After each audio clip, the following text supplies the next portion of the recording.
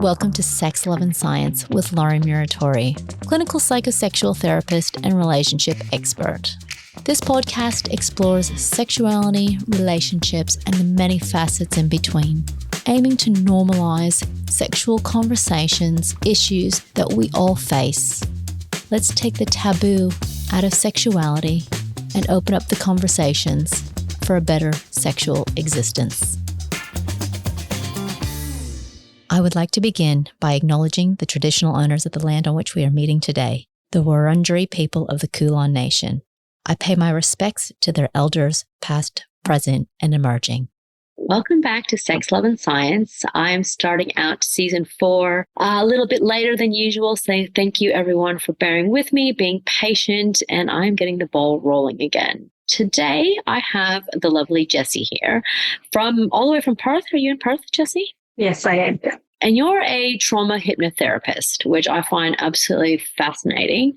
And I'm glad to have you on the show because a lot of people who I speak to and have experienced trauma, it's something that is probably more common than people really know about. Yeah, absolutely. I think we've had ideas of what trauma is in the past. And I think most people, when they think of trauma, is more the high level, big T trauma, but there's also lots of little T traumas that we all have probably going to have experienced at some point or have loved ones that have experienced. And I think it's really important for all of us to slowly become more trauma informed and to understand how trauma can affect us in our day-to-day life. Yeah, absolutely. Absolutely. And I'm not sure about you, but I mean, I hear the other end of the spectrum too, is where people who aren't trauma informed will use language and say things like, oh, the word trauma is just being thrown around all the time. And it's without that really understanding about, I guess, how it does affect daily life, how it does affect the conscious and the subconscious and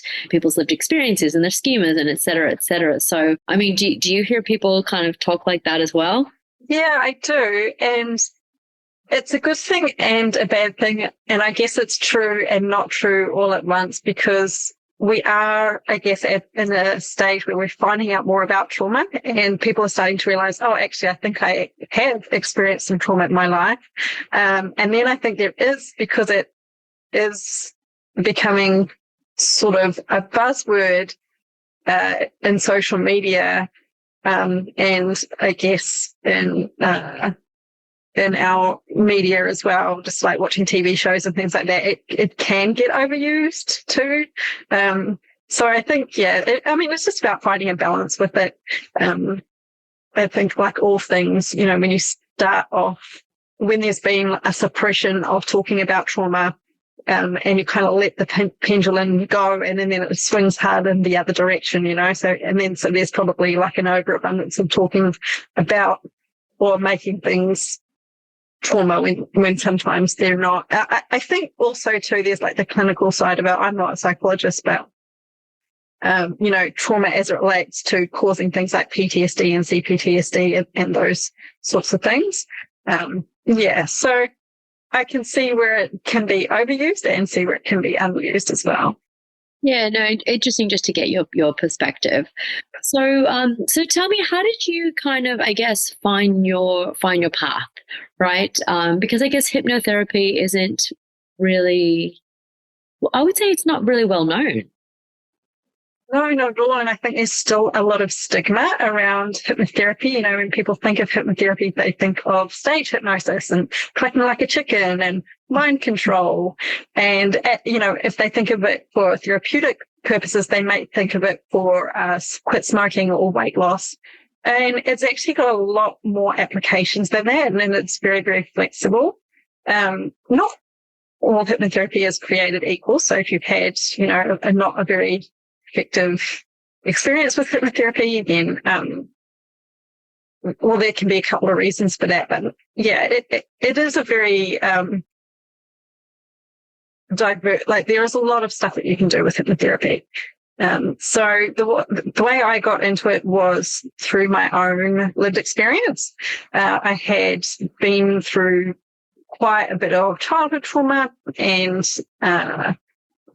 that trauma sort of continued in different ways, shapes and forms throughout my adulthood.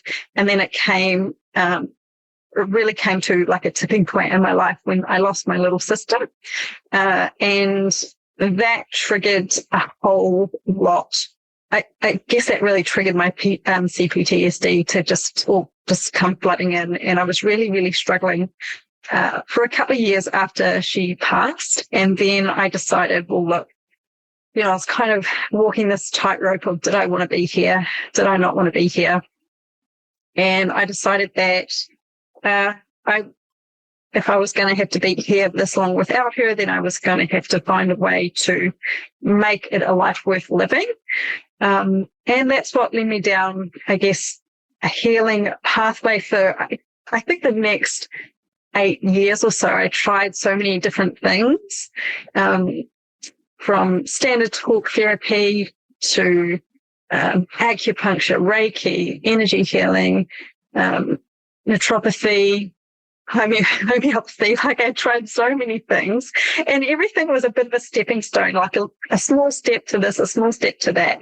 And then one day, a friend of mine, she was doing neuro-linguistic programming, and I noticed her doing some really cool stuff, and I reached out to her about it, and she put me onto another friend of hers that was doing hypnotherapy and timeline therapy and neuro-linguistic programming. And after one session, I just felt an intrinsic shift in my anxiety. Like, I was really anxious at the time, struggling with lots of things that I kept just going around in circles with, and I felt so stuck. And I had been trying to heal for a long time, and I was just like, why are these patterns? Why do they keep happening? Why do I keep doing things this way? And why can't I just change it? I know what's wrong. I know why it's happening. And after that one session, I just felt it shift, and it didn't go back to the way it was. Like, it was a shift of my nervous system. I felt calmer, I felt clearer, I felt more confident, which for me at that time was huge, because my confidence had completely bottomed out. So when I found that, I was like, wow, I think this is the missing piece. I think this is, for me, what I've been really looking for. So I decided that I needed to learn more about it, and to obviously have more sessions and more healing done. And from there, that was how I got into that. That's an incredible story. Oh, like, thank you. oh my gosh, like, wait, the experience in itself is, I could imagine just dealing with the grief alone. And then I guess your path to finding, being a healer really is incredible. It speaks volumes. A lot of us healers have some lived experiences, don't we? Yes, absolutely. And I'm really surprised, to hear that huge shift after one session. That's what I'm curious about. So can you kind of all right, so I don't know too much about hypnotherapy, right? So if I was somebody who didn't know anything, I'm a completely noob, it doesn't sound like EMDR. Mm-hmm. How would you kind of say, how is it working on the body to shift, I guess, subconscious patterns, pains, feelings, thoughts? Yeah, so I guess the thing is with trauma, this is why, and there's more to it than this when it comes to trauma. So I developed a program and stuff around specifically for people who have chronic trauma. But when it comes to chronic trauma, and the reason why people feel so stuck and they're going over the same patterns over and over and over and over again, is because it is hardwired into your nervous system. It is programmed into your subconscious. And that's why talk therapies are obviously a place where you need to start, right? To create that awareness and to understand where things are coming from, and to be able to intellectualize and start to take responsibility for the things that are happening in your life, right? You need to be able to take those first steps. But when you have deeply ingrained issues, talk therapy is a very conscious act. It's a conscious mind act. And hypnotherapy helps us to bypass the conscious mind and get to the subconscious mind where those deeply stored programs are kept. And so when somebody is in a more relaxed state of focused awareness, we can bypass the little gatekeeper of the mind, which we call the critical faculty, and we can get to where the deeper stuff is. And when we do this, we can help the mind to experience and see things from a completely different angle. And that when we're dealing with the subconscious, that actually imprints onto the nervous system and changes the way our body relates to our experiences, because it's like we can take all the conscious knowledge that we have, like we consciously know we're not worthless. We consciously know that we're good enough and we shouldn't behave like that and we should do things this way.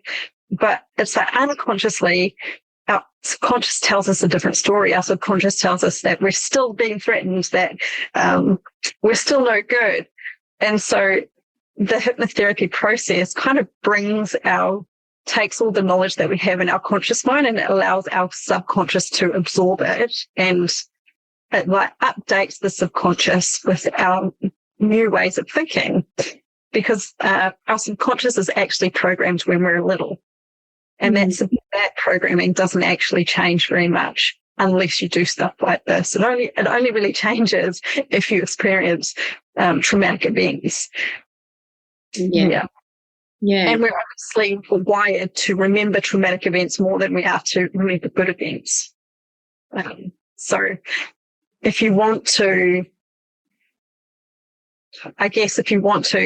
update that old programming, that's where hypnotherapy is really, really helpful. Yeah. I guess I'm kind of envisioning like just plugging my phone in and it's like doing a system update, really. It's kind of what happens. I guess, my thoughts are from a psychological perspective, right? So it can often, not all the time, but sometimes it could be common where memories, the conscious trauma is not remembered, right? So people will suppress it so far down. And so I guess it's what you're kind of saying is that's then just popped into the subconscious and it's kind of then it's back there in storage. So people actually don't have those memories. And so then people could be walking around with these memories and not necessarily even think about it until they're realizing, if they're doing talk therapy, like recognizing a pattern that they have, a relationship pattern, a maladaptive kind of belief or something. It's kind of the hint to start going down this path is what I'm hearing. Yeah, absolutely. And that's why it's really good to have done that initial talk therapy, CBT and DBT and all that sort of stuff, building that awareness first all of the time. So memories don't always repress. A lot of people do, remember a lot of stuff, but there is the occasion where somebody has kind of this feeling, like just like this little niggling feeling that might come up after they've talked to a therapist, that maybe there's something deeper there. And yeah, usually the indicator for that is that there is just patterns that they just can't shift and they just feel so stuck and they just keep hitting up against the same reactions and they don't know why they're doing it. That is when what I do can come in really, really handy. But it is something that you do have to be ready for, and you need to go into it.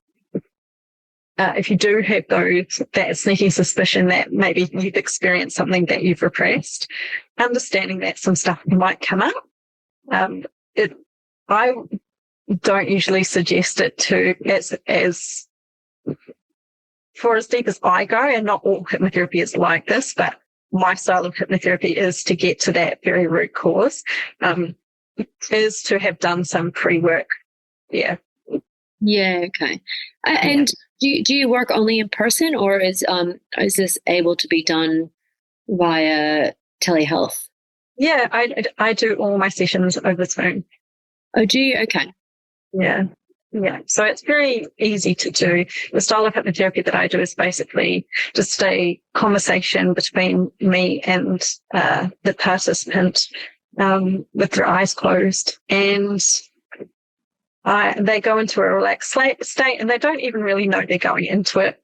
They do, but it's like, I've just got my eyes closed, and they can still talk, and they can still walk, and they can get up, and they're fully in control of their body, but their mind just sort of goes a little bit deeper and a little bit deeper. And so is trauma the only thing you really work with? It depends on what the client wants, but that's my specialty area, I guess. That's where I've chosen to my time and energy.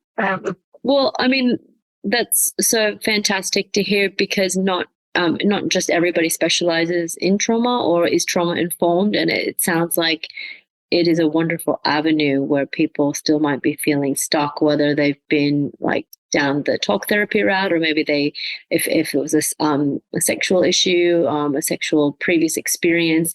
Sexological body workers can sometimes work really well to get to help with some of that reprocessing. And it sounds like this would be another avenue for many people.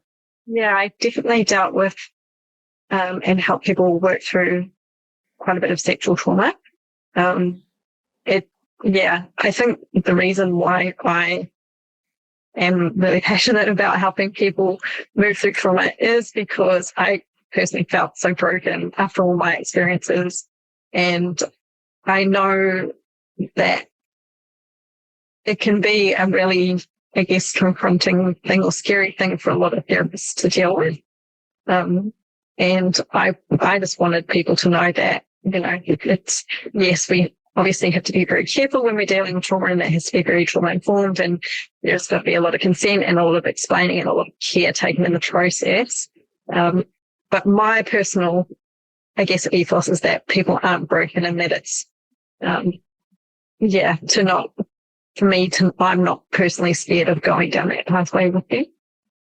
Yeah, well, I think that's a great ethos. I agree, and I think I say that lots of, a lot of people come into clinic, and maybe you have the same experience where people actually use the words "I'm broken" or I want to be fixed, and it's exactly the same response I always say is, "But but you're not broken. So let's understand what we're doing before, because you're definitely not broken."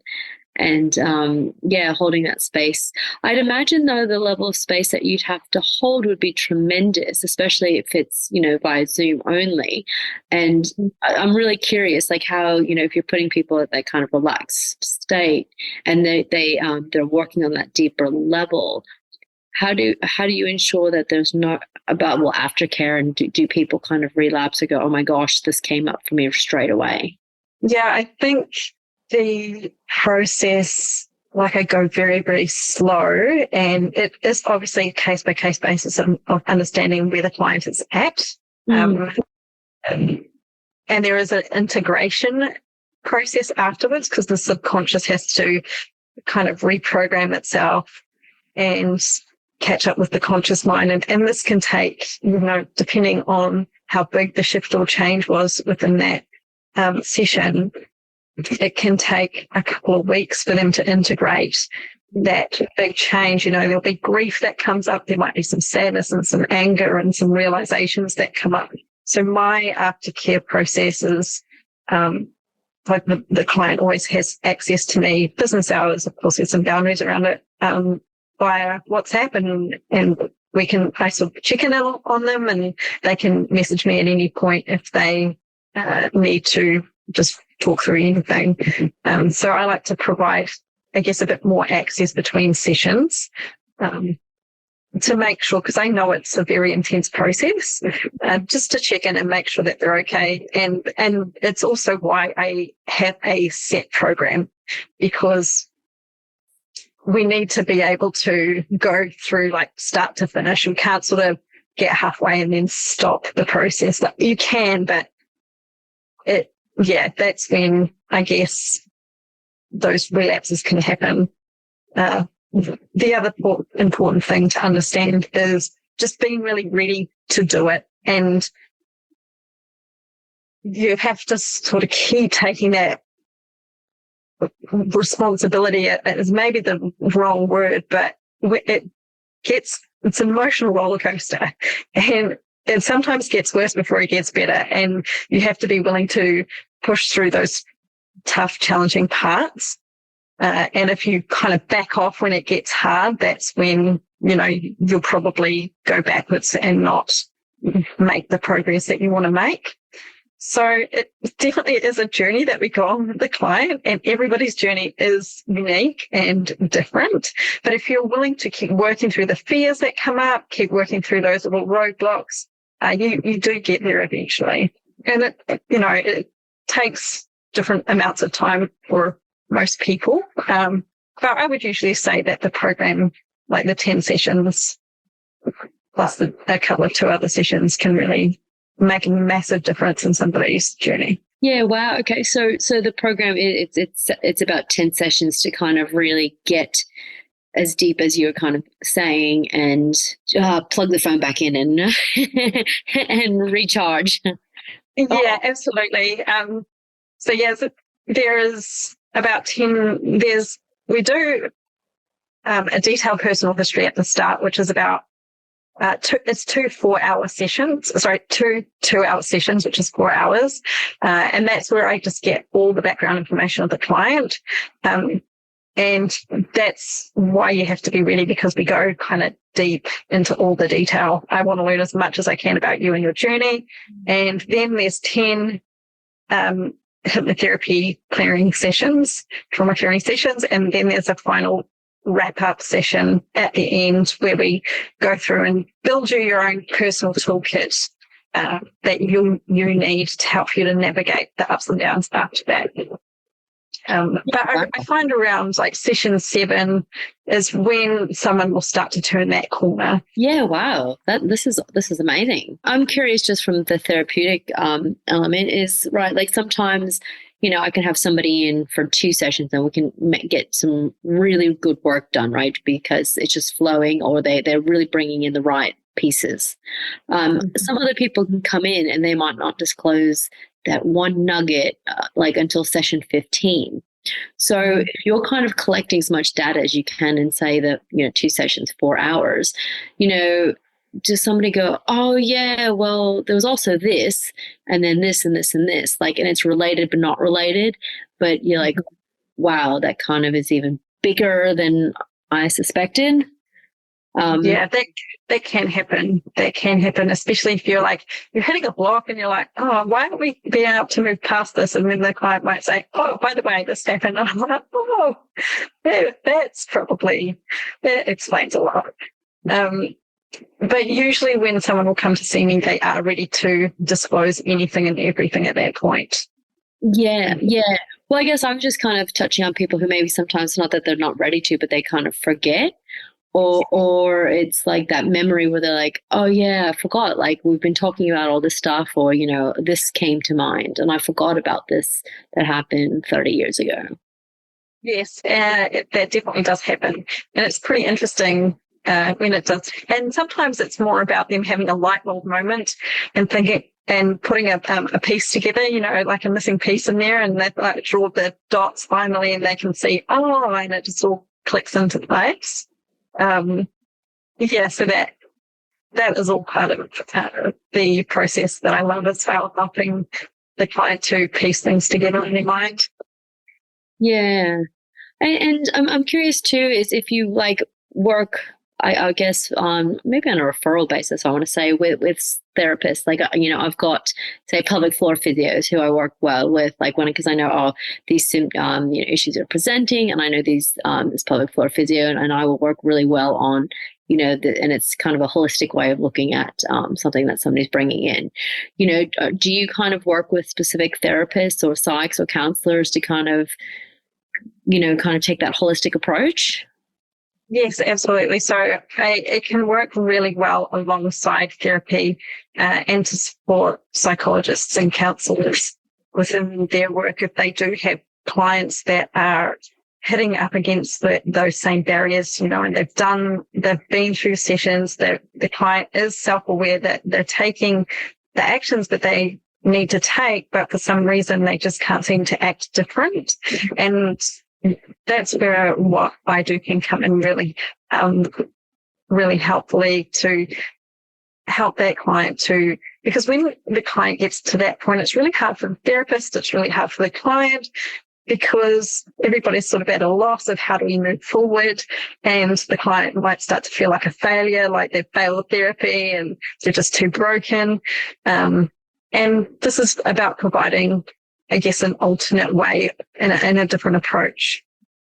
Yeah. Well, I guess you could say it's even complementary. It all works. Absolutely. It all works together to assist. And we all have our different tools that we give to the client to help. 100%. Yeah. Yeah. And so, I mean, tell me about how studying to do this, and are there it's not. I'm just trying to see also what registered bodies would be. If you can touch on any of that. I'm kind of really. Yeah. So it is obviously a great area with hypnotherapy being regulated. I'm lucky with the people that I studied through; they are registered with a body. They're with the AHA, the Australian Hypnotherapy Association. So their course is approved through them, and I'm getting my registration through them. And then I think there's also one.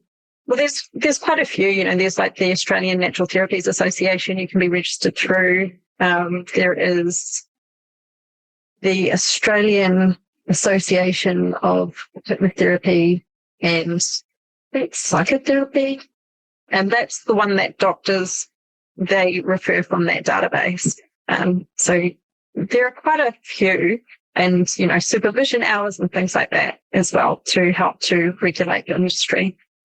Yeah, and I think that's really good to kind of, at least tell people who are listening, because, if you have that preconceived notion that hypnotherapy is, what you said at the beginning, people don't realize how, that it's regulated. There's probably different processes of checks and supervision and CPD hours and all that sort of fun stuff. So, just to ensure that it is like people are getting the best care possible. Absolutely. And there needs to be obviously a level of responsibility taken when you are a therapist and a practitioner. And I think the other preconceived idea is that there's no science behind hypnotherapy, and it actually has had quite a bit of research done on it. Some of it has been inconclusive, but there is quite a bit of research to say that, it's very effective, and that it also, it also deserves some more research and funding put into it, because it did get quite stigmatized, I think, in the 80s and the 90s. But since there's been more people looking at it, there's now, I think, more credit to say, I think we need to take another look at this and put some more funding into it. Oh, yeah. Well, I mean, absolutely. There's so many things like not getting the funding that it really needs, and the research. So, yeah, it's definitely being added to this. Well, I mean, any little pearls of wisdom you can give our listeners, in regards to, I don't know, I guess, how to start reflecting it, and like maybe what they need to think about in order to get the courage to dive into this, or when to know that they'd be ready? Yeah, that's a really good question. I think you're ready when you're just kind of, for my process anyway, you can try hypnotherapy at any point, but I think there has to be, I look at it like a seesaw. The fear of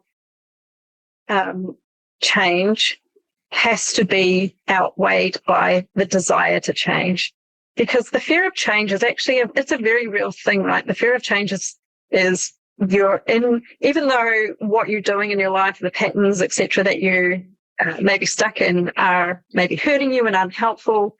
It's what's known, and what's familiar is actually what's safe to the brain. So and then what's unknown is kind of unsafe, even though you want that, you want to be this new version of yourself. It's still very much unknown. It's still a person you've never been before. And so there's a lot of fear around, well, can I do it? What will that look like? Will I have to let go of this story? Do I have to say goodbye to my past? And we can have a lot of emotional attachment to the past and to this person that we've always been.